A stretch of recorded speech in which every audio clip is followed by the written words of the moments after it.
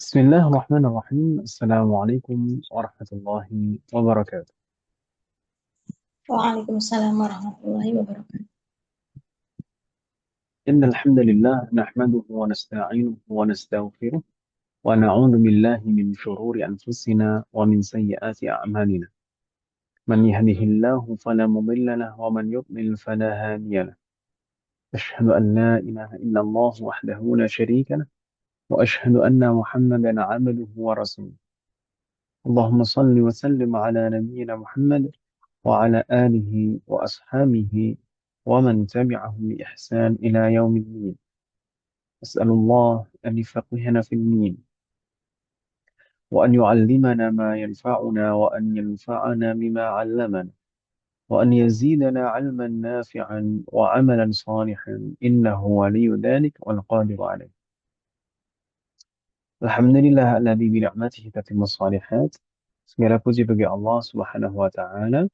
Di malam hari ini kita bisa melanjutkan majelis kita kembali, bisa melanjutkan belajar kita kembali. Betul-betul ini adalah murni taufik dan pertolongan dari Allah Subhanahu wa taala, maka wajib bagi kita untuk mensyukurinya.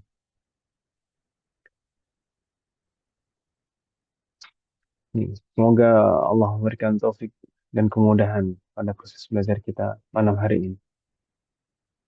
Sebelum kita melanjutkan pembahasan tadabbur bacaan salat kita, hari ini, pagi ini, kita mendapatkan kabar duka. Kita kehilangan sosok guru, sosok orang tua, sosok pendidik yang mengayomi, yang sudah lama membersamai kita dan dirasakan manfaatnya oleh banyak orang yang mungkin beliau memang selama ini paling banyak berkecimpung dalam dunia dakwah di Jawa Timur. Meskipun terkadang beliau juga mengisi beberapa uh, majelis dakwah di beberapa tempat, di beberapa kota biasanya beliau juga diundang. Namun beliau selama ini memang lebih banyak di Jawa Timur. Dan mungkin dakwah beliau sudah cukup lama, bahkan sangat lama juga. Sejak saya kecil, beliau sudah banyak berdakwah dan mengajar, mengisi di majelis-majelis ilmu, bahkan di daerah saya di Kediri. Bahkan padahal beliau bukan asli orang Kediri, tapi beliau memang punya majelis rutin di Kediri, yaitu Ustadz Aunur Rafiq, rahimahullah, rahmatan wasi'ah. Semoga Allah mengampuni semua Putus-putus dosa-dosa Ustadz beliau aku. dan menerima semua amal ibadah beliau. Amin. Putus-putus, umahat sekalian. Semuanya di umahat suara saya terputus-putus atau bagaimana, umahat? Di sini tidak, Ustaz. Di Oh, sini Yasarallahu warana. Nah, Syukran Bu. afan Bu Ashrah. Yasarallahu warana. Amin. Nah, pagi tadi beliau meninggal dan ya semoga semua apa yang beliau usahakan selama ini di dunia, uh, baik dakwah dengan lisan, dengan tenaga, pikiran, termasuk juga banyak beberapa karya tulis beliau. Semoga semuanya menjadi pemerat catatan amal baik beliau. Allah rahmatan wasi'ah. Kita lanjutkan rumah sekalian materi kita, yaitu tadabbur bacaan salat. Kemarin, alhamdulillah, kita sudah menyelesaikan pembahasan tadabbur makna surat Al-Fatihah. Dan terakhir kemarin kita membahas lafaz amin setelah Al-Fatihah. Namun sebenarnya kemarin kita rencanakan kita akan membahas juga hikmah disunahkannya bacaan ayat atau surat setelah Al-Fatihah. Meskipun sebagaimana kita ketahui, menambahkan bacaan ayat atau surat setelah selesai Al-Fatihah itu sebenarnya sunnah. Namun sebenarnya hikmahnya sangat luar biasa sekali. Karena dengan bacaan ayat atau surat setelah Al-Fatihah, selain itu juga menambah pahala, karena semakin banyak amalan, maka akan semakin banyak juga pahala. Di sisi lain juga akan lebih membantu kita untuk khusyuk di dalam salat kita.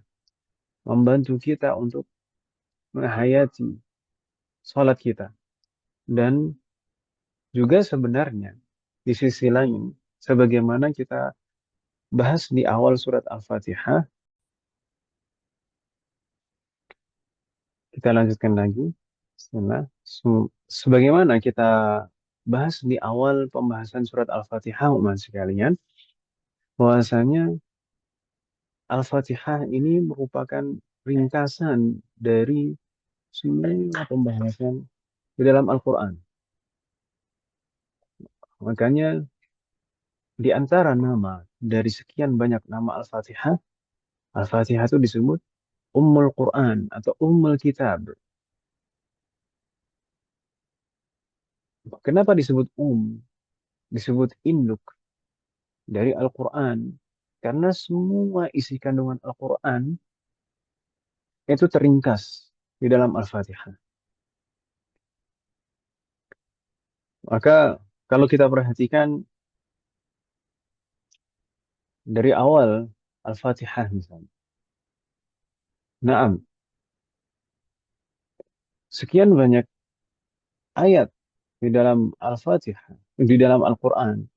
Di sana juga mengandung banyak pujian kepada Allah Subhanahu wa taala. Kemudian sekian banyak ayat juga menunjukkan betapa Allah itu Maha Pencipta. Allahu khaliqu kulli syai'in.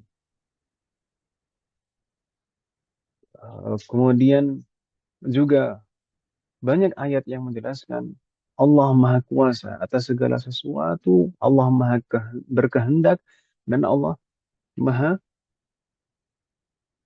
bisa merealisasikan semua apa yang dikehendaki. Dan sekian banyak ayat juga yang menunjukkan sifat Rahman dan Rahimnya Allah Subhanahu wa taala. Allah Maha Pengasih dan lagi Maha Penyayang. Dan juga sekian banyak ayat yang menceritakan tentang kehidupan-kehidupan akhirat. Dimulai dari alam kubur sampai ayat-ayat yang membahas tentang surga dan neraka. Dan juga banyak ayat yang membahas tentang perkara-perkara yang gaib, termasuk para malaikat, jin, syaitan, qada dan qadar, hari akhir, dan lain sebagainya. Kemudian juga kita dapati sekian banyak ayat yang menjelaskan tentang ibadah. Bahwasanya ibadah itu hanya hak milik Allah Subhanahu wa taala. Dan kesyirikan itu merupakan dosa besar yang tidak diampuni oleh Allah Subhanahu wa taala. Dan di sana juga banyak penjelasan-penjelasan fikih terkait dengan ibadah, baik salat, puasa, zakat, haji, dan lain sebagainya. Kemudian di dalam Al-Quran juga banyak kita jumpai contoh-contoh doa permohonan kepada Allah Subhanahu wa taala yang lebih rinci. Kalau di dalam surat Al-Fatihah singkat, ihdinas siratal mustaqim. Ini inti dari semua doa. Sedangkan di ayat-ayat yang lain itu dirinci. Doa permohonan itu lebih rinci. Dan kita jumpai juga sekian banyak ayat yang menceritakan golongan-golongan manusia. Ketika dihadapkan dengan hidayah, maka manusia terbagi menjadi 3 golongan. Ada alladzina an'amta alaihim, yaitu golongan para nabi, as-siddiqin, asy-syuhada, as-salihin. Semuanya ada ceritanya masing-masing di dalam Al-Quran secara rinci. Contoh dari masing-masing, dari para nabi, dari as-siddiqin, dari asy-syuhada, dan as-salihin. Semuanya ada ceritanya dengan lebih rinci yang bisa kita teladani. Kemudian juga disebutkan kisah-kisah bagaimana kekufuran dan pembangkangan al-maghdub alaihim dan ad-dhalin. Banyak di sana. Tidak hanya orang-orang Yahudi. Naam, orang-orang Yahudi disebutkan, orang-orang Nasrani disebutkan di dalam Al-Quran. Namun tidak hanya mereka. Bagaimana para nabi menghadapi orang-orang yang zalim. Bagaimana para nabi menghadapi penguasa-penguasa yang zalim. Bagaimana orang-orang salih menghadapi orang-orang yang zalim, seperti kisahnya misalkan Ashabul Kahfi. Ashabul Kahfi, mereka bukan para nabi, tapi mereka termasuk golongan as-salihin. Dan mereka memperjuangkan iman mereka. Yang mana di saat itu mereka diancam oleh penguasa untuk dibunuh jika mereka tidak mau menyekutukan Allah Subhanahu wa taala. Akhirnya mereka diberikan ilham, diberikan taufik oleh Allah Subhanahu wa taala untuk bersembunyi di dalam gua. Dan mereka ditiburkan oleh Allah Subhanahu wa taala. Allah melindungi mereka, dan bahkan ternyata tidur mereka berlalu sekian abad sampai mereka hidup, tetap hidup, dan raja yang berkuasa, orang-orang yang berkuasa yang mengancam mereka untuk membunuh mereka itu sudah mati, sudah meninggal. Maka pada hakikatnya setiap ayat yang kita baca setelah Al-Fatihah itu semuanya merupakan rincian dan tafsiran dari Al-Fatihah. Maka ayat apapun seharusnya yang dibaca setelah Al-Fatihah, ayat apapun itu, maka seharusnya bisa membuat kita lebih khusyuk di dalam sholat kita. Dan bisa membuat kita semakin merenungi betapa agungnya Allah Subhanahu wa taala, betapa Ar-Rahman dan Rahimnya Allah, betapa maha berkehendaknya Allah Subhanahu wa taala. Seperti misalkan mungkin sebagian orang akan merasa heran ketika imam di dalam salat berjamaah, imam membaca ayat qisas. Ayat qisas itu kan mungkin bagi orang kafir merupakan ayat yang mengerikan. Ya ayyuhalladzina amanu kutiba alaikumul qisasu fil qatl. Wahai orang-orang yang beriman, diwajibkan atas kalian untuk menjalankan qisas dalam kasus pembunuhan. Wafaqanallahu jami'an. Mungkin sebagian orang akan merasa heran. Apa kok iya ada orang ketika mendengar ayat ini bisa menangis terseduh-seduh. Bukan nangis karena takut, tapi menangis karena menyadari betapa Allah itu maha menyayangi dan mengasihi kita semua.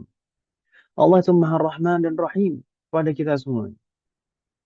Bisa-bisanya orang menangis dengan pemahaman seperti itu ketika membaca atau ketika mendengar ayat qisas. Maka pada hakikatnya kita harus memahami. Mungkin di sana ayat setelahnya itu lebih jelas. Walakum fil qisasi hayatun ya ulil albab. Ini hikmah dibalik disyariatkannya qisas. Walakum fil qisasi hayatun ya ulil albab. Dan sebenarnya di dalam qisas itu ada kehidupan bagi kalian, wahai orang-orang yang mau berpikir. Ulul albab itu orang yang punya pikiran, punya otak. Wahai orang-orang yang bisa berpikir.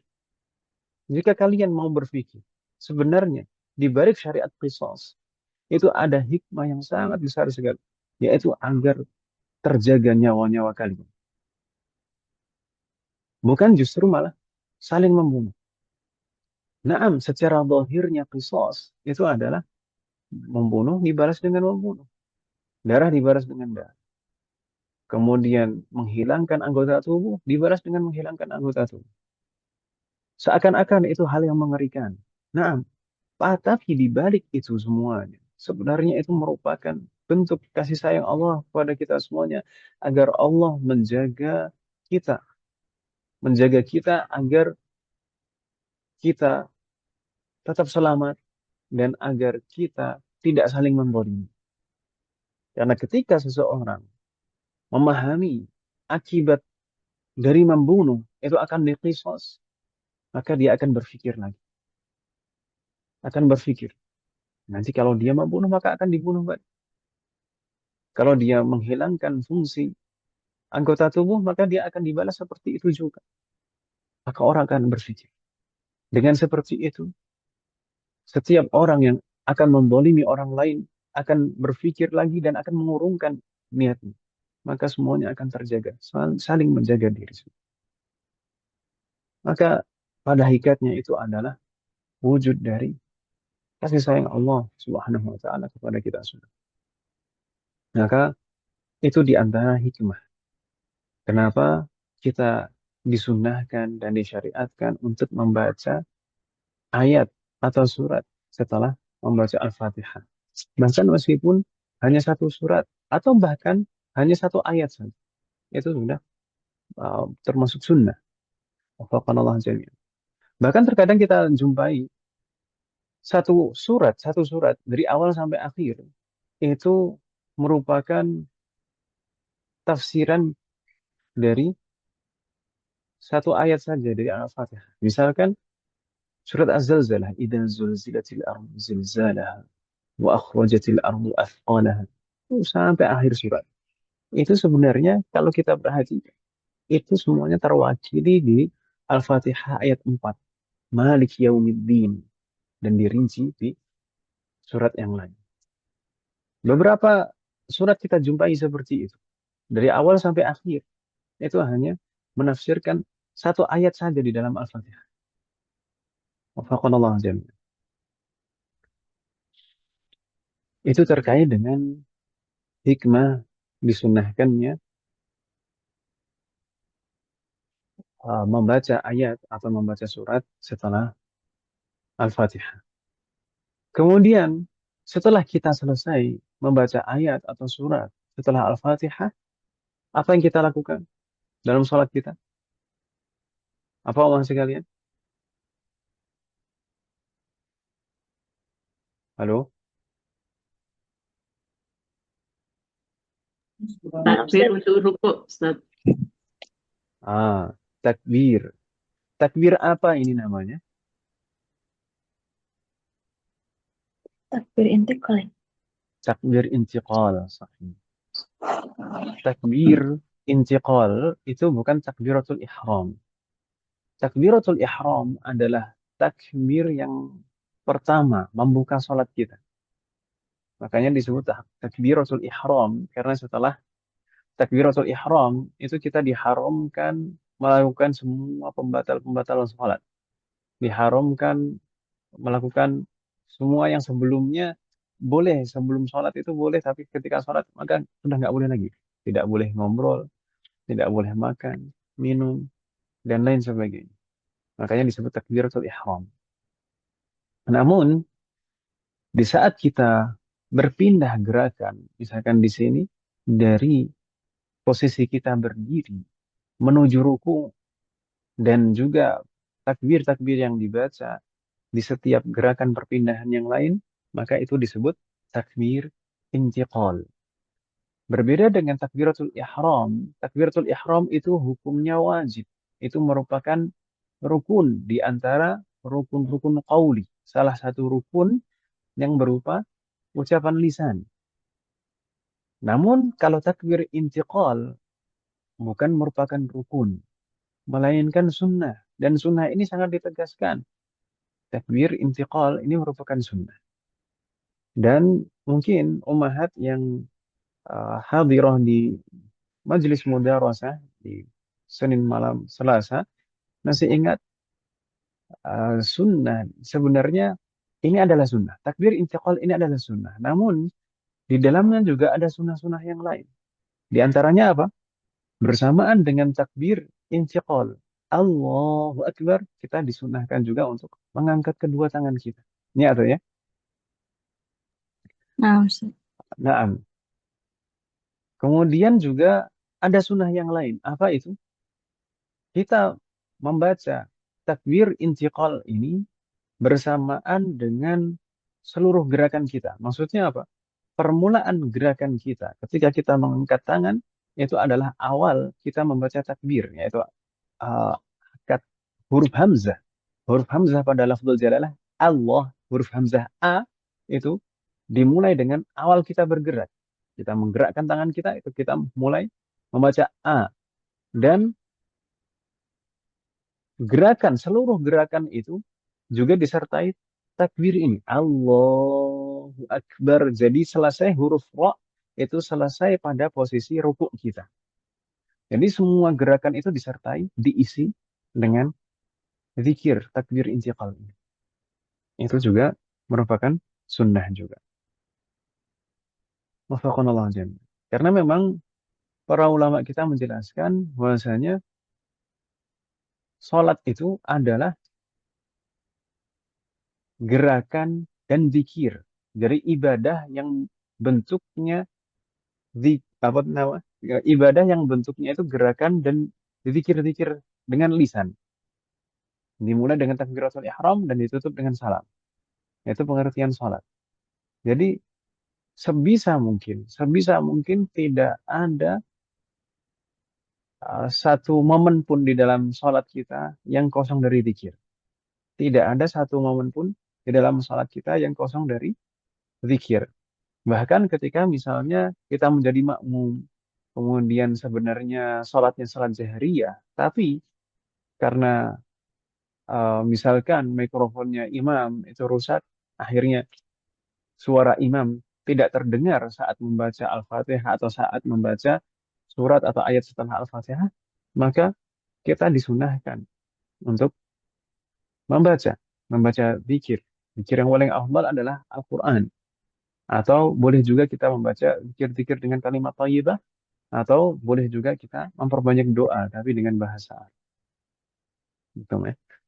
Nah, kalau misalkan suara imam terdengar, maka uh, selain Al-Fatihah, ya, selain Al-Fatihah, saat bacaan imam terdengar, maka disunahkan bagi kita untuk mendengarkannya, menyimaknya, supaya kita bisa mentadabburinya. Tapi kalau misalkan bacaan imam tidak terdengar, maka sebagaimana kita sebutkan tadi, disunahkan oh, untuk kita membaca zikir-zikir, baik Al-Quran, atau kalimat thayyibah, atau juga doa. Wafaqanallahu jami'an.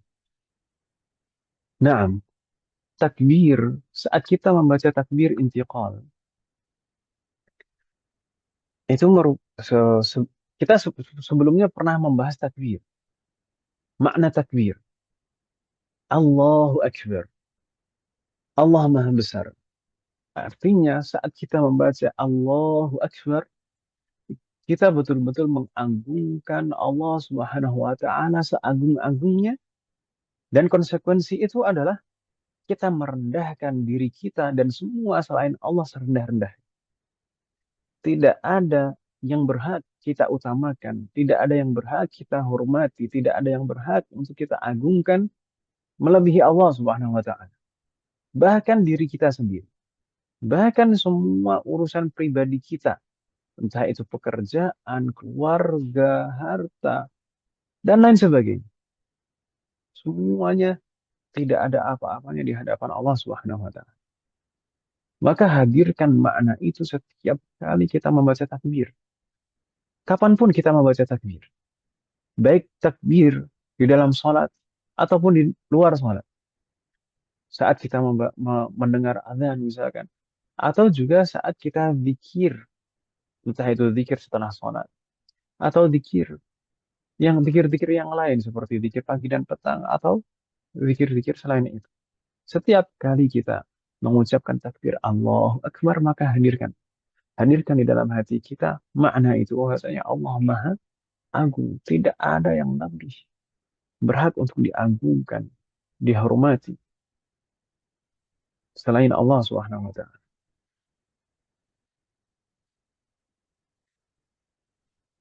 Dan saat kita takbir intiqal menuju ruku, disunahkan untuk mengangkat tangan. Itu juga sebenarnya adalah bagian dari bentuk pengagungan.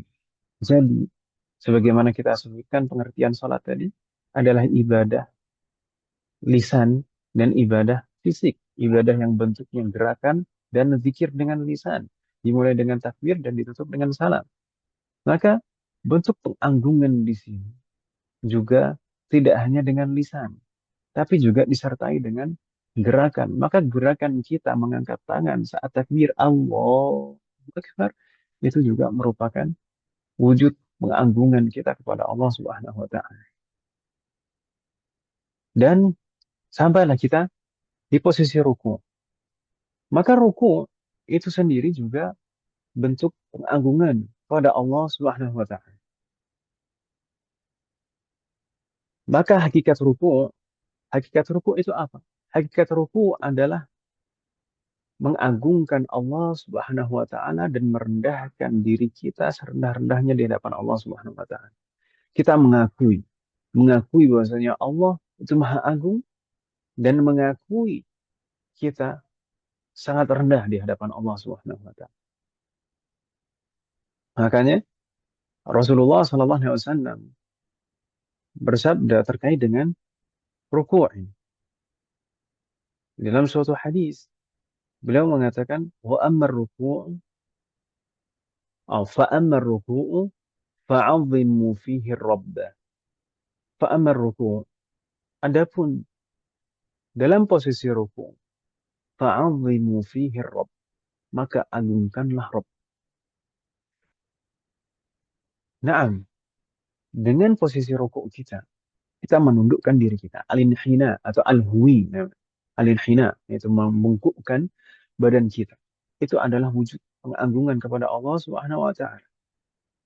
Maka hendaknya kita mengagungkan Allah Subhanahu wa taala tidak hanya dengan gerakan kita, tapi juga betul-betul hadirkan di dalam hati kita bahwasanya Allah itu betul-betul Maha Agung, Maha Besar. Tidak ada yang sebanding dengan bahkan diri kita sekalipun. Semua hak-hak kita. Dan di antara kunci kita bisa menghadirkan pengagungan di dalam hati kita. Kunci kita agar kita bisa mengagungkan Allah saat kita dalam posisi ruku' itu adalah zikir-zikir ruku'.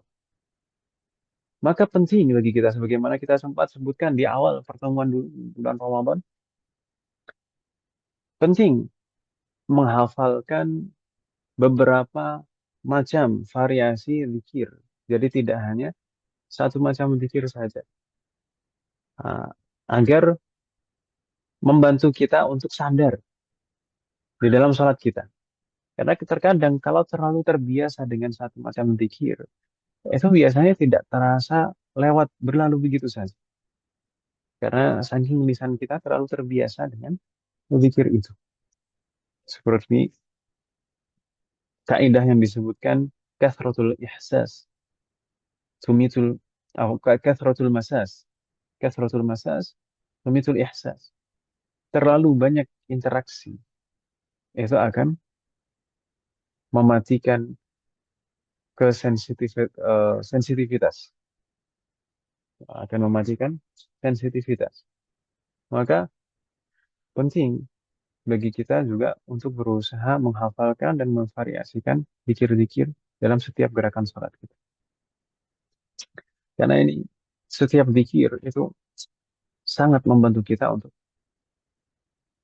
menghadirkan makna gerakan ini.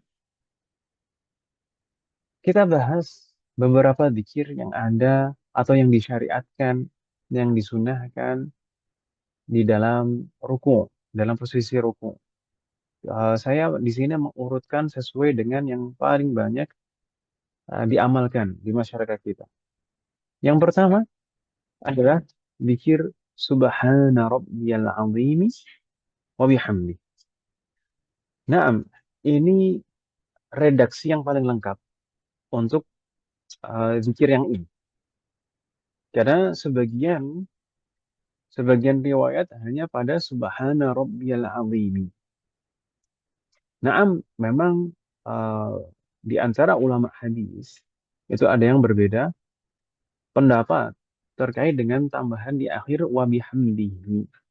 Meskipun di sana ada yang mengatakan tambahan wa bihamdihi ini tidak terlalu kuat riwayatnya, karena ada yang mengatakan oh ini karena lemahnya hafalan sang perawi. Namun juga tidak sedikit ulama hadis yang menjelaskan tambahan wa bihamdihi ini tambahan yang sabit, maksudnya tambahan yang sahih. Jadi tidak salah. Jangan misalkan kalau misalkan ada teman kita atau orang yang kita kenal membaca zikir Subhana Rabbiyal Azim kemudian ditambahkan wa bihamdihi, jangan didebat. Karena memang ada alasannya, ada riwayatnya, ada hadisnya. Wafaqanallahu jami'an. Subhana Rabbiyal Azim wa bihamdihi. Maka apa makna dari subhana? Subhana itu artinya adalah usabbihu. Subhana itu artinya adalah usabbihu. Ini sebenarnya seperti masdar yang mewakili fi'lun.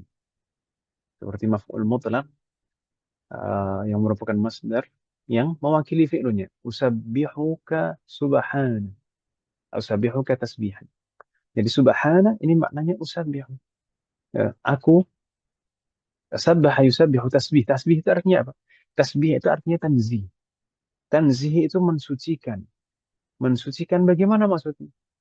Mensucikan Allah Subhanahu wa taala dari segala bentuk kekurangan dan aib. Atau bisa diungkapkan lebih singkat, makna subhana, subhanallah itu maknanya adalah Allah Maha sempurna. Tidak ada kekurangan dan aib sedikit pun pada Allah Subhanahu wa taala. Kekurangan atau aib apapun, baik semua sifat-sifat yang sifatnya kekurangan, sebagaimana disebutkan di beberapa ayat, sana orang-orang Yahudi menyebutkan atau menisbatkan beberapa sifat kepada Allah Subhanahu wa taala yang sebenarnya itu adalah sifat sifat kurang atau sifat aib. Subhanallah, kita mensucikan dari semua sifat-sifat aib, sifat-sifat kurang dari Allah Subhanahu wa taala. Karena Allah itu Maha sempurna.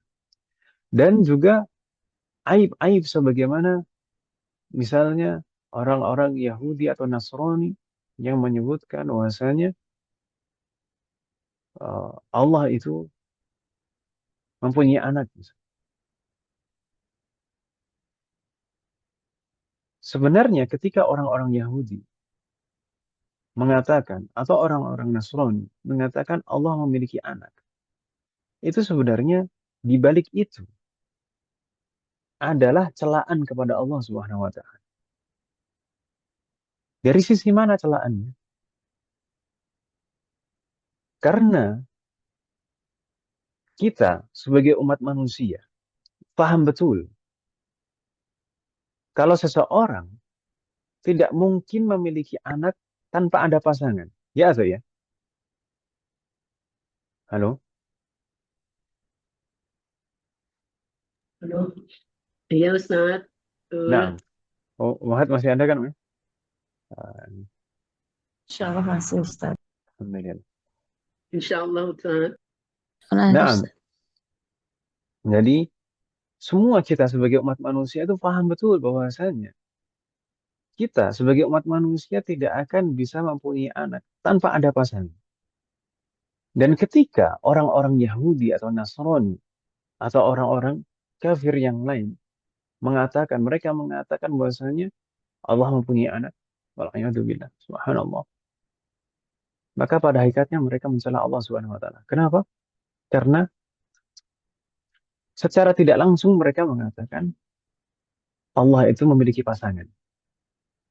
Sehingga Allah memiliki anak. Dan kalau kita sebagai manusia memiliki pasangan, kenapa kita memiliki pasangan? Karena kita tidak sempurna. Sehingga kita membutuhkan pasangan. Ya atau ya? Nah, kita butuh pasangan agar menyempurnakan diri kita. Agar kita bisa mendapatkan apa yang tidak bisa kita dapatkan dengan sendiri. Maka itulah dibalik perkataan mereka, orang-orang kafir, orang-orang musyrik, ketika mereka mengatakan Allah memiliki anak. Pada hakikatnya mereka mencela Allah Subhanahu wa taala. Makanya setiap kali disebutkan atau Allah menceritakan tentang mereka yang menisbatkan bahwasanya Allah memiliki anak, biasanya langsung diikuti setelahnya dengan bantahan subhanallah atau subhanahu an yakuna lahu walad. Maha suci Allah, maha sempurna Allah. Bagaimana mungkin Allah memiliki anak? Maka ketika kita mengucapkan subhanallah, subhana rabbi atau subhanallah, pahami betul bahwasanya kita sedang tanzih, sedang mensucikan, sedang memuji Allah bahwasanya Allah itu maha sempurna.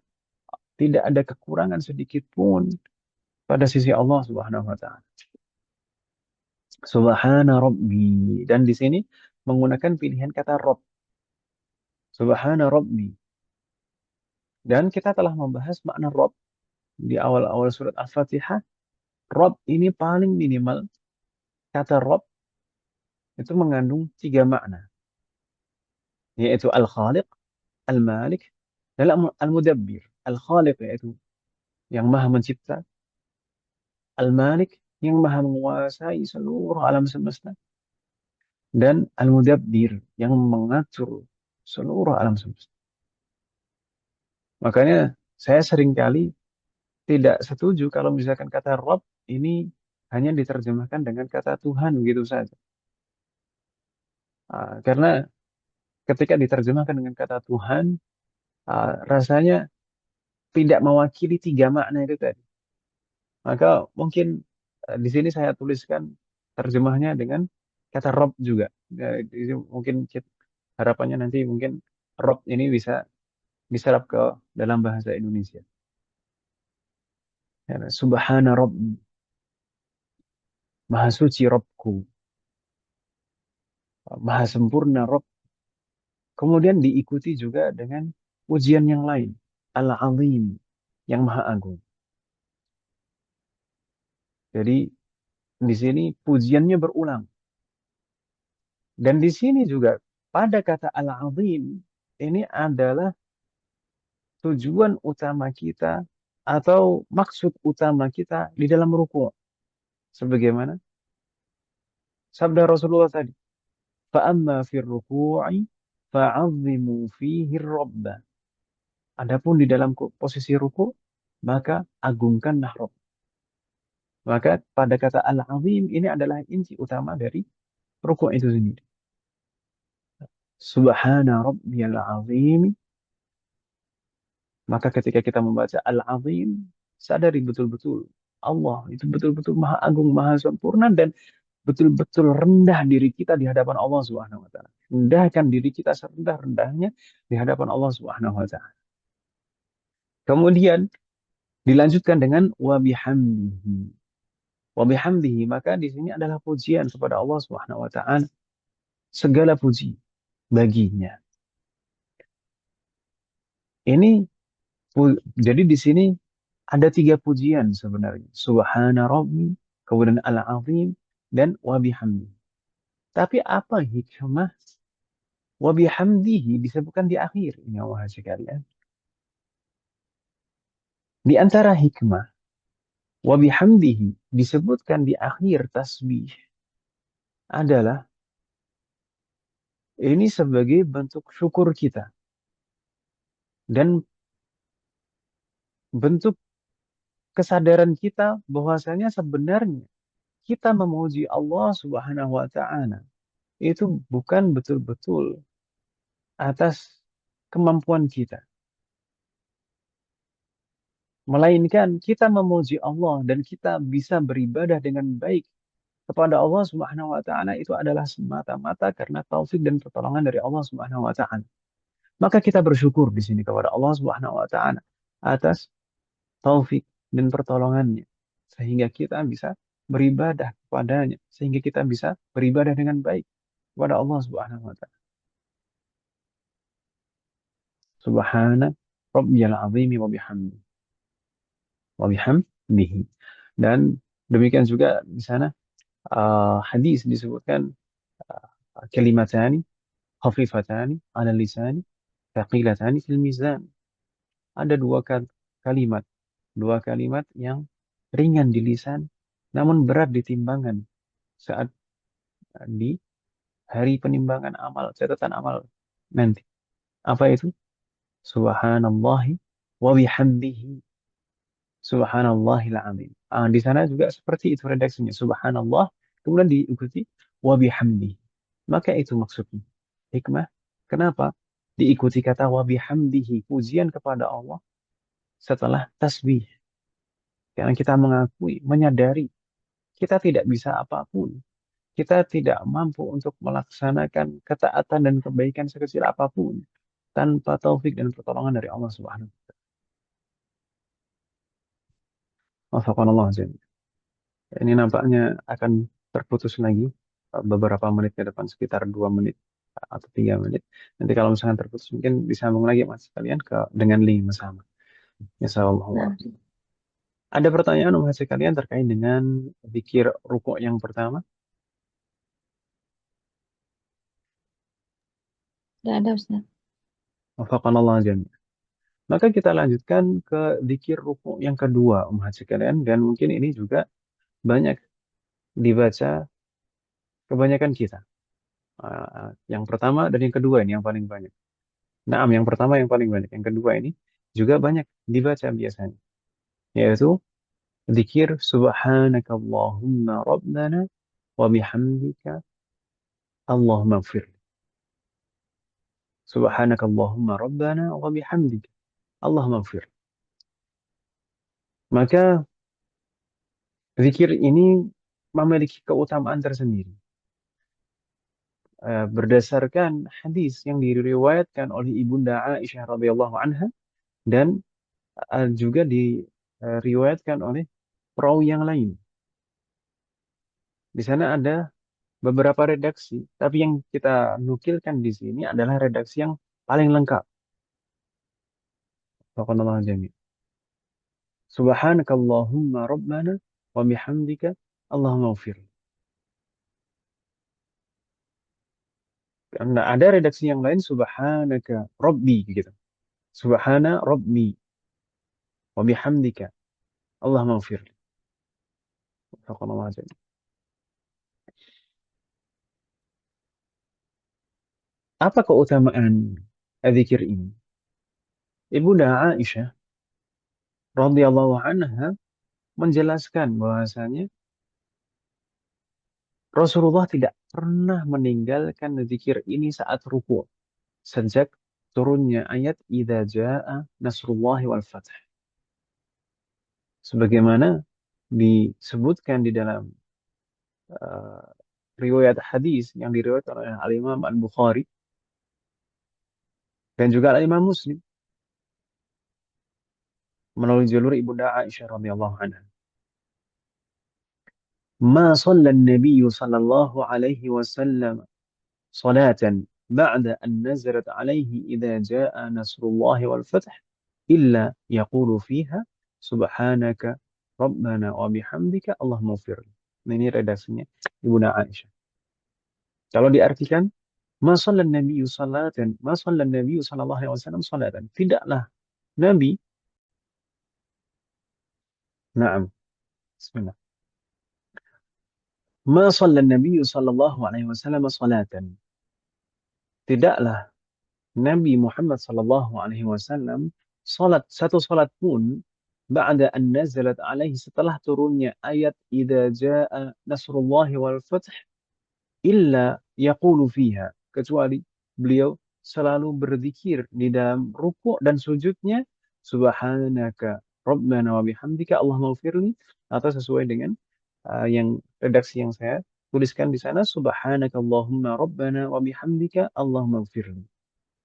Kalau yang redaksi yang saya tuliskan di sana itu riwayat dari Ummu Alqamah. Ummu Alqamah itu siapa? Ummu Alqamah itu merupakan uh, wanita yang kesehariannya membersamai Ibunda Aisyah, yang biasa mungkin bisa kita katakan yang biasa membantu urusan-urusan rumahnya Ibunda Aisyah. Wafaqanallahu dzalik. Nah, kenapa? Kenapa setelah turun surat An-Nasr ini Rasulullah tidak meninggalkan zikir ini di dalam ruku' dan sujudnya? Coba kita perhatikan surat An-Nasr. Di ujung surat An-Nasr ketika dari awalnya idza jaa nasrullahi wal fath wa ra'aitan nasa yadkhuluna fi dinillahi afwaja, apa ayat yang terakhir? Fasabbih Sabbih bihamdi bihamdi rabbika wastaghfir. wastaghfir. Ada 3 di sana. Fasabbih, maka bertasbihlah kepada Allah, bihamdi rabbika, dengan memuji Rabbmu, gitu nah. Kemudian terakhir wastaghfir, dan mintalah ampun kepadanya. Itu semuanya ayat yang terakhir. Ayat yang terakhir itu semuanya terwakili di lafadz dzikir ini. Fasabbih bihamdi rabbika wastaghfir. Makanya Rasulullah setelah turun surat itu, Rasulullah tidak pernah meninggalkan zikir ini setiap rukuk dan sujudnya. Subhanakallahumma rabbana wa bihamdika Allahumma ighfir. Itu di antara keutamaan zikir yang kedua. Adapun makna subhana, tadi sudah kita bahas. Subhana di sini adalah mensucikan Allah Subhanahu wa taala. Maha suci engkau. Maha suci engkau. Allahumma. Allahumma, ini sudah pernah kita bahas belum Allahumma ini masih. Belum, Om ya? Nah, Allahumma itu maknanya ya Allah. Allahumma maknanya ya Allah. Kok bisa, Ustaz? Naam. Mim di akhir, tambahan mim di akhir itu adalah pengganti dari harfun nida, pengganti dari huruf nida, ya yang di awal. Jadi Allahumma maknanya persis dengan ya Allah. Makanya di awal doa biasanya redaksinya Allahumma, atau juga ada redaksi doa yang diawali ya Allah. Nah, maknanya sama. Maka subhanakallahumma ini maknanya maha suci engkau, wahai Allah. Maha sempurna engkau, wahai Allah. Ini mentasbihkan, mensucikan, tanzihullah, Allah Subhanahu wa taala. Kemudian Rabbana tadi juga sudah kita bahas maknanya. Namun di sini ada perbedaan dengan sebelumnya. Di sini Rabb di sini idhofahnya ke dhamir jamak, ke kata ganti yang jamak. Tidak seperti zikir sebelumnya. Zikir sebelumnya Rabbi, Rabbku. Kata gantinya untuk diri kita sendiri yang membaca. Namun di zikir yang kedua ini Rabbana. Rabbana dinisbatkannya ini ke jamak, Rabb kami. Meskipun di akhir zikir ini kembali Allahumma ighfirli, yaitu memohon ampun hanya untuk diri kita sendiri yang membaca. Kenapa bisa demikian? Sebenarnya ketika kita mengatakan Rabbana, maka di sana ada pengagungan yang lebih. Itu pertama, hikmah pertama. Di sana ada pengagungan yang lebih. Karena Allah Subhanahu wa taala pada dasarnya bukan hanya Rob kita sendiri, bukan hanya pencipta, hanya satu orang kita saja, bukan hanya menguasai satu orang kita saja, bukan hanya mengatur satu orang kita saja, tidak, tapi mengatur segala sesuatu di alam semesta ini. Seluruh alam semesta seisinya ini semuanya adalah makhluk ciptaan Allah di bawah kekuasaan Allah dan pengaturan Allah Subhanahu wa taala. Maka ketika kita mengucapkan Rabbana, maka ini ada pengagungan yang lebih. Di sisi lain, di sisi lain, sebagaimana di dalam surat Al-Fatihah, mungkin kemarin kita tidak terlalu menyinggungnya, ketika sampai di ayat ihdinas siratal mustaqim. Kenapa di sana ihdina? Dhamirnya itu menggunakan kata gantinya menggunakan kata ganti jamak. Padahal meskipun kita sholatnya sholat sendiri munfarid, tetap lafadznya ihdina. Ini juga meskipun kita sendiri juga Rabbana. Maka sebagai isyarat kepada kita semuanya bahwasanya pada hakikatnya kita beribadah dan menyembah kepada Allah Subhanahu wa taala itu tidak hanya sendiri, tapi semua umat Islam, semua orang umat yang beriman dan seluruh makhluk itu semuanya beribadah dan menyembah Allah Subhanahu wa taala. Bahkan benda-benda mati sekalipun pada hakikatnya mereka semuanya bertasbih kepada Allah Subhanahu wa taala. Hewan-hewan, tumbuhan, babatuan, gunung, langit, seluruh bumi, awan dan semuanya bertasbih kepada Allah Subhanahu wa taala. Tapi Allah berfirman di dalam Al-Qur'an, "Walakin la ta'lamuna tasbihahum." Tapi kalian tidak memahami tasbih mereka. Pada hakikatnya mereka semuanya bertasbih. Pada hakikatnya mereka semuanya beribadah. Sebagaimana kita beribadah. Wafaqanallahu jami'an. Maka di sini sebagai isyarat juga kepada hal itu. Bahwasanya kita tidak sendiri. Menyembah Allah itu tidak sendiri. Beribadah kepada Allah itu tidak sendiri. Wafaqanallahu jami'an. Kemudian wa bihamdika. Ini juga hampir mirip dengan uh, apa zikir sebelumnya tadi. Wa bihamdika. Kalau di zikir sebelumnya tadi redaksinya wa bihamdihi. Wa bihamdihi. Apa bedanya redaksi pertama dan kedua? Wa bihamdihi menggunakan dhamir ghaib. Kata ganti ketiga. Kata ganti ketiga itu untuk yang jauh biasanya. Ya atau ya? Sedangkan wa bihamdika itu untuk kata ganti kedua. Biasanya yang diajak bicara secara langsung. Maka di dalam bahasa Arab itu mengandung makna tersendiri. Mengandung maksud secara balaghah, ya, bukan secara sharaf atau nahwu, tapi secara balaghah. Penggunaan dhamir ghaib, penggunaan kata ganti ketiga, itu seringkali digunakan untuk pujian. Kenapa? Karena untuk menunjukkan saking mulianya dan saking anggungnya yang kita puji, maka seakan-akan perbedaan di antara yang dipuji dan yang memuji itu sangat jauh sekali. Sangat jauh sekali, tidak sebanding.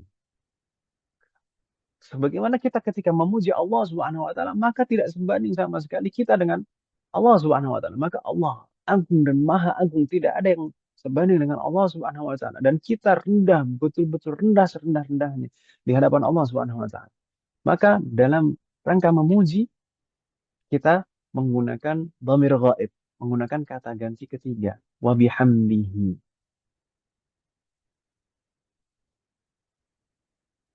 Maka sebagaimana di dalam Al-Fatihah juga mungkin kemarin juga tidak sempat kita singgung. Di awal-awal Al-Fatihah itu domirnya domir ghaib, kata ganti ketiga. Dari awal itu kata gantinya ketiga. Kita membicarakan Allah Subhanahu wa taala, memujinya. Alhamdulillahi Alhamdulillahi Rabbil Alamin. Ar-Rahmanir Rahim. Maliki Yaumiddin. Sampai di ayat iyyaka na'budu wa iyyaka nasta'in, di sini dhamirnya berubah. Wafaqanallahu jami'an. Yang pujian, dalam rangka pujian-pujian semuanya menggunakan dhamir ghaib, menggunakan kata ganti ketiga. Karena menunjukkan betapa agungnya Allah Subhanahu wa taala dan betapa rendahnya kita di hadapan Allah Subhanahu wa taala dan jarak itu sangat jauh sekali. Begitu Ibu Saran ya. Bisa difahami maksud saya? Insya Allah, Ustaz. Nah, namun kenapa di dzikir yang ketiga ini menggunakan dhamir mukhatab, menggunakan kata ganti kedua? Apa hikmah di balik itu? Karena setelahnya ada doa. Setelahnya ada doa. Sebagaimana ayat iyyaka na'budu wa iyyaka nasta'inu, setelahnya ada doa. Ya, so ya. Maka dalam rangka berdoa, maka paling tepat adalah kita menggunakan dhamir mukhatab, menggunakan kata ganti kedua. Karena biasanya kata ganti kedua itu digunakan untuk atau kepada orang yang kita ajak bicara secara langsung karena saking dekatnya. Ya, so ya. Nah, maka saat berdoa kita hendaknya kita betul-betul merasakan betapa dekatnya Allah Subhanahu wa taala dan pasti Allah akan mendengar doa kita dan mengijabahi doa kita. Makanya di dalam Al-Fatihah juga demikian. Itu saat doa itu menggunakan dhamir mukhatab. Dalam ayat yang lain disebutkan wa idza sa'alaka 'ibadi anni fa inni qarib. Jika hambaku bertanya kepadamu tentang diriku, maka katakan kepada mereka, inni qarib. Sesungguhnya aku sangat dekat. Dan di dalam ayat yang lain Allah juga berfirman, ud'uni astajib lakum. Ud'uni astajib lakum. Berdoalah kepadaku, maka pasti aku akan mengabulkan doa kamu. Maka sebagaimana kita sebutkan barusan, saat kita berdoa, hendaknya kita menyadari betapa dekatnya Allah Subhanahu wa taala dan Allah Maha mendengar doa kita dan Maha mengijabahi doa kita. Wafaqanallahu jami'an. Wa bihamdika, dan tadi kita juga sempat sebutkan hikmah penyebutan wa bihamdika di sini sebagai bentuk syukur juga karena kita tidak mungkin memuji Allah Subhanahu wa taala di sini tanpa taufik dan pertolongan darinya. Kemudian Allahumma gfirli. Jadi sebenarnya wa bihamdika ini bisa bersambung dengan yang awal. Bersambung dengan awal maksudnya subhanakallahumma rabbana wa bihamdika. Wa bihamdika. Jadi wa bihamdika bersambung dengan awal maka itu bentuk syukur kepada Allah Subhanahu wa taala. Tapi kalau misalkan juga bisa kita anggap wa bihamdika Allah maghfirli. Wa bihamdika Allah maghfirli maksudnya apa? Dengan memuji, dengan pujianku kepadamu, ya Allah, sebagaimana saya tuliskan di sana, dengan pujianku kepadamu, ya Allah, maka ampunilah aku. Maka kalau seperti itu, ini bagian dari tawasul. Bagaimana kita sebutkan kemarin, ada tawasul yang memang disyariatkan. Tawasul itu adalah menggunakan perantara untuk kita memohon kepada Allah agar Allah lebih cepat dalam mengijabahi permohonan kita. Dan tawasul itu memang ada tawasul yang masyru', ada yang ghairu masyru', ada yang memang dibolehkan di dalam syariat, ada yang tidak diperbolehkan. Dan di antara tawasul yang disepakati oleh para ulama akan bolehnya atau akan hukum halalnya adalah bertawasul dengan amal soleh. Nah, kemarin kita sebutkan termasuk bertawasul dengan amal soleh adalah dengan pujian-pujian, dengan nama-nama Allah, dengan sifat-sifat Allah yang maha sempurna. Atau juga bertawasul dengan misalkan ibadah-ibadah, ketaatan-ketaatan yang telah kita kerjakan seperti membaca Al-Quran, zikir-zikir, doa, apa namanya, sholat, puasa, sedekah, itu semuanya boleh kita gunakan sebagai tawassul. Wa bihamdika Allahumma ighfir. Allahumma ya Allah, ighfir. Ampunilah aku. Subhanallah. Dan biasanya memang doa-doa yang didahului dengan pujian itu lebih jadirun bil ijabah, lebih cepat untuk diijabah. Makanya kalau kita membaca kitab-kitab yang membahas tentang doa dan zikir, di antara adab berdoa adalah didahului dengan hamdalah, memuji Allah Subhanahu wa taala. Harapannya agar Allah lebih cepat untuk mengijabahi doa-doa kita. Dan permohonan ampun di sini ini diajarkan kepada kita untuk selalu kita ulang-ulang pada setiap ruku dan sujud kita. Bukan tanpa alasan. Karena memang setiap dari kita pasti pernah berdosa. Tidak mungkin seorang pun dari kita luput dari dosa, tidak mungkin sama sekali. Setiap dari kita pasti pernah berdosa. Maka kita diajarkan pada setiap sholat kita, setelah kita mengakui betapa agungnya Allah Subhanahu wa taala, betapa besar karunia Allah Subhanahu wa taala kepada kita yang telah memberikan taufik dan pertolongan kepada kita sehingga kita bisa mengetahui kebaikan dan menerima kebaikan, kemudian mengamalkan taat kepada Allah Subhanahu wa taala, beribadah kepada Allah Subhanahu wa taala. Di sisi lain, kita pernah melakukan banyak dosa, maka kita diajarkan untuk selalu memohon ampun kepada Allah Subhanahu wa taala. Naam, sebagaimana Rasulullah mencontohkan kepada kita, diriwayatkan Rasulullah setiap harinya memohon ampun kepada Allah paling minimal 70, antara 70 sampai 100. Maka mungkin kita kalau tidak dicontohkan di dalam sholat kita untuk memohon ampun, terkadang kita terlupa. Terkadang kita lupa setiap hari kita lupa membaca istighfar. Maka di dalam sholat kita supaya tidak terlewat memohon ampun kepada Allah, diajarkan kepada kita setiap ruku dan sujud itu memohon ampun kepada Allah Subhanahu wa taala. Semoga Allah mengampuni semua dosa-dosa kita. Ada pertanyaan mas sekalian? Terkait zikir yang kedua? La yujad, Ustaz. Lanjut aja. Subhanallah. Ada sisa waktu sedikit, mungkin kita tambahkan zikir yang ketiga mas sekalian. Gak apa-apa kan Ibu Sunan ya? La ba'sa, Ustaz. Qadarullah sebenarnya saya menuliskan di sini ada 5 zikir ruku'. Ada 5 zikir ruku'. Tadi sempat kita rencanakan nanti juga membahas tentang i'tidal juga, tapi qadarullah nampaknya tidak cukup waktunya. Insyaallah kita lanjutkan di pekan depan, semoga Allah memberikan taufik dan kemudahan.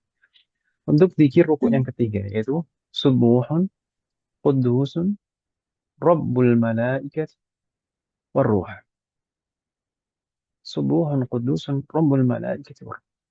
Ini juga zikir yang singkat dan mudah untuk diingat dan diulang-ulang.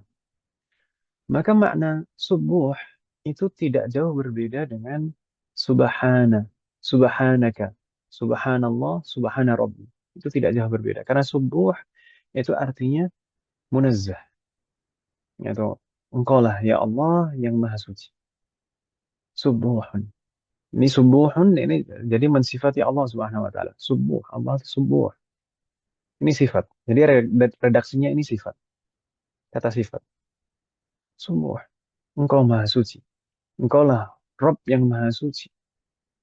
Kudus, sebenarnya kata kudus itu maknanya tidak terlalu berbeda jauh dengan subuh. Sebagaimana kita mendapati beberapa istilah, yaitu misalkan apa? Al-Bait Al-Maqdis. Maksudnya adalah rumah Allah yang disucikan. Kemudian Jibril, malaikat Jibril alaihi salam juga disebut dengan Ar-Ruhul Qudus. Ar-Ruhul Qudus. Kenapa? Karena malaikat Jibril, maksudnya Ar-Ruhul Qudus di situ karena malaikat Jibril itu tidak memiliki aib dan kekurangan dalam menyampaikan wahyu. Jadi tuduhan-tuduhan dalam penyelewengan wahyu sebagaimana tuduhan-tuduhan orang kafir itu salah. Sebagaimana orang Syiah misalkan mengatakan bahwasanya malaikat Jibril itu salah memberikan wahyu yang harusnya kepada Ali bin Abi Thalib, kemudian salah diberikan kepada Nabi Muhammad SAW, maka ini sungguh tuduhan yang sangat keji. Makanya malaikat Jibril disebut dengan Ar-Ruhul Qudus. Maksudnya malaikat Jibril ini bersih dari segala bentuk aib dan kekurangan yang dituduhkan kepada beliau. Maka ketika kita mengatakan Subuhun Quddus, ini betul-betul sebenarnya kita sedang mengatakan bahwasanya Allah itu maha sempurna. Tidak ada sedikit pun aib dan kekurangan pada Allah Subhanahu wa taala. Kemudian Rabbul Malaikati Warruh. Apa hikmah penyebutan bahwasanya Allah itu Rabbul Malaikati Warruh setelah pujian Subuhun Quddus dalam posisi rukuk kita? Maka di antara hikmah penyebutan Rabbul Malaikat Warruh. Rabbul Malaikat adalah Rabbnya para malaikat dan Ar-Ruh. Ar-Ruh tadi adalah malaikat Jibril. Sebagaimana disebutkan di beberapa ayat. Tanazzalul malaikatu warruhu fiha. Tanazzalul malaikat. Di malam Lailatul Qadar, para malaikat turun. Warruh. Ar-Ruh disebutkan secara tersendiri. Maksudnya adalah malaikat Jibril. Kenapa kok disebutkan secara tersendiri? Padahal malaikat Jibril itu bagian dari para malaikat yang turun ke langit di malam Lailatul Qadar. Kenapa? Karena keutamaan dan keagungan. Biasanya karakter dalam bahasa Arab, karakteristik bahasa Arab itu kalau ada sesuatu yang umum disebutkan secara umum, kemudian ada bagian yang salah satu yang kekhususan atau sesuatu yang individu yang khusus yang sebenarnya masuk bagian yang umum tadi disebutkan secara tersendiri setelahnya, maka itu menunjukkan keutamaannya. Seperti di sini penyebutan arwah setelah para malaikat ini adalah menunjukkan keutamaan malaikat Jibril dibanding dengan semua malaikat yang lain. Tapi hikmah di balik penyebutan Rabbul Malaikati Warruh. Rabb tadi makna Rabb adalah yang menciptakan, yang menguasai dan mengatur. Apa hikmah ini? Hikmah penyebutan Rabbul Malaikati Warruh. Dengan kita menyadari bahwasanya Allah Subhanahu wa taala adalah Rabb para malaikat dan Jibril alaihissalam, alaihissalam, maka hal itu akan semakin membantu kita untuk menghadirkan betapa agungnya Allah Subhanahu wa taala. Karena kalau Allah Subhanahu wa taala adalah pencipta, penguasa dan mengatur para malaikat, apalagi kita. Karena malaikat itu adalah ciptaan yang lebih agung dari kita. Ciptaan yang lebih dahsyat dari kita. Malaikat itu diciptakan dari cahaya. Dan malaikat itu jumlahnya tak terhingga. Tidak ada satu area pun di langit yang kosong dari malaikat yang bersujud kepada Allah Subhanahu wa taala. Setiap area di langit itu semuanya pasti ada malaikat yang bersujud kepada Allah Subhanahu wa taala dan bertasbih kepada, beribadah kepada. Malaikat itu jumlahnya sangat banyak sekali. Dan malaikat itu bersayap seperti halnya disebutkan di dalam Al-Qur'an, masna wa thulatha wa ruba, dua ajnihatin. Masna wa thulatha wa ruba. Sayapnya ada yang double, ada yang dua, ada yang 3 pasang, ada yang 4 pasang. Dan atau mungkin salah satu saja cerita atau riwayat yang menyebutkan tentang malaikat. Suatu ketika Rasulullah SAW bersabda, "Udzina li an uhadditsa an malakin min hamalatil arsh." Aku diizinkan oleh Allah Subhanahu wa taala untuk menceritakan tentang sifat malaikat yang memikul arsh, yang mengangkat arsh.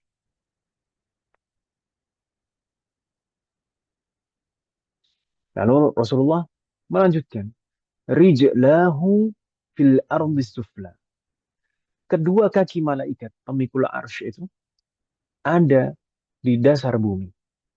Fil ardi sufla, di bumi yang paling dasar. Wa ala qarnihi al-arsh, dan di atas kepalanya dia memikul arsh. Wa baina syahmati udhunihi wa atiqihi khafqani at-tayri sab'ami'ati amin. Apa maknanya? Wa baina syahmati udhunihi. Syahmatul udhun itu apa? Telinga yang bagian bawah ini yang tidak ada tulangnya.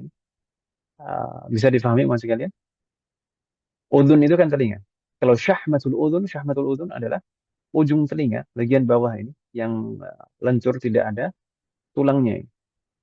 Jarak di antara syahmatul udhun, telinga bagian bawahnya para malaikat, wa atiqihi, dan pundaknya, jarak antara ujung telinga bawahnya malaikat pembawa arsy dan pundaknya sejauh apa?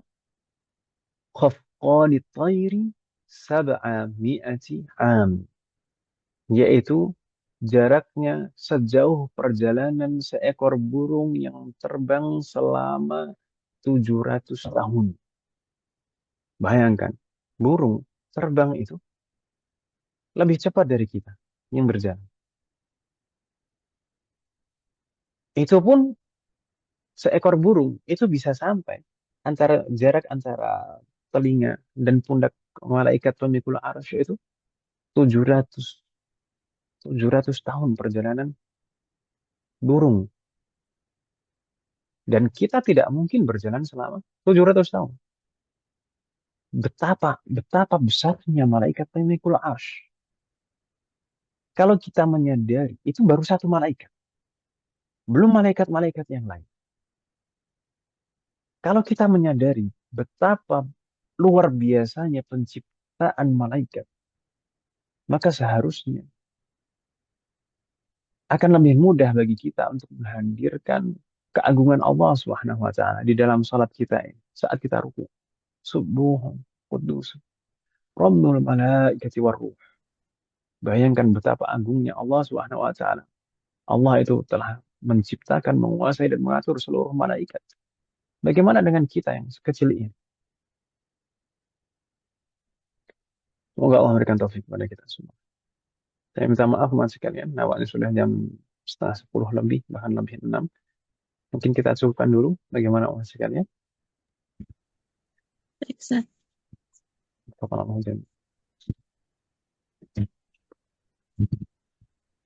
Insya Allah untuk lanjutan materi berikutnya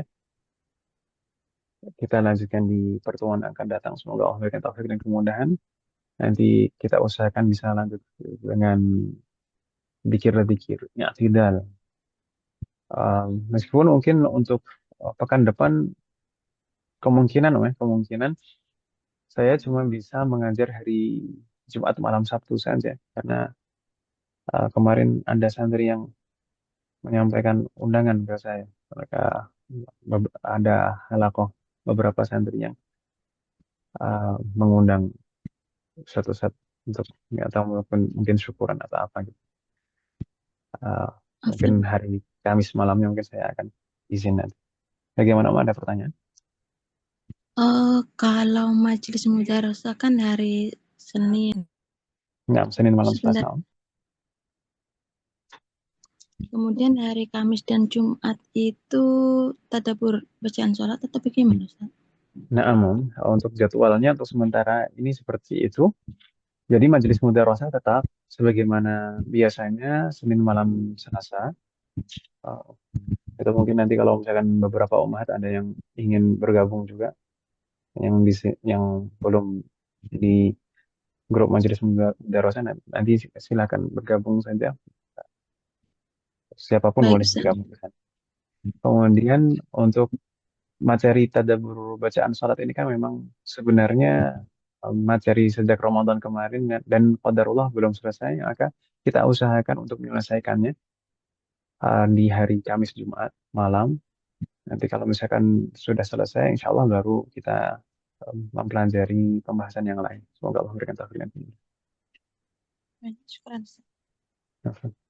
Gerakan sholat nanti Ustaz. Gerakan salat, wafaqan Allah, insya Allah.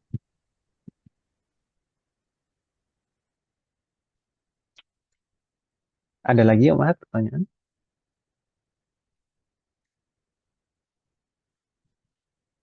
Kalau tidak ada pertanyaan, maka kita cukupkan umat sekalian. Saya minta maaf, tadi mulainya agak terlambat dan sempat terputus-putus juga, dan ini juga agak terlambat selesainya. Saya minta maaf. Semoga apa yang kita bahas dan pelajari malam hari ini bermanfaat dan barokah. Semoga Allah selalu memberikan taufik kepada kita semuanya agar kita bisa mengamalkan setiap ilmu yang kita pelajari. Semoga Allah selalu memberikan kemudahan, keberkahan, kesabaran, keistiqomahan, serta keikhlasan dalam proses belajar kita. Semoga Allah selalu memberikan taufik dan hidayah kepada kita semuanya, demikian juga kepada orang-orang yang kita sayangi. Semoga Allah melindungi kita semuanya dan juga orang-orang yang kita sayangi dimanapun berada. Jika di antara kita ada yang sakit atau kerabat kita atau keluarga kita ada yang sakit, semoga segera diberi kesembuhan oleh Allah Subhanahu wa Ta'ala. Semoga Allah menjadikan kita semuanya termasuk hambanya yang soleh dan solehah dan bertakwa kepada. Semoga Allah menjadikan keluarga kita dan anak turunan kita termasuk hambanya yang soleh dan solehah. Dan semoga terlahir dari mereka generasi ulama. Semoga Allah selalu melindungi negara kita dan memperbaiki kondisi negara kita. Semoga Allah memberikan pemimpin yang terbaik untuk negara kita dan memperbaiki pemimpin-pemimpin kita. Semoga Allah mengampuni semua dosa-dosa kita dan menerima semua amal ibadah kita. Semoga Allah mengampuni semua dosa orang tua kita dan guru-guru kita dan menerima semua amal ibadah mereka.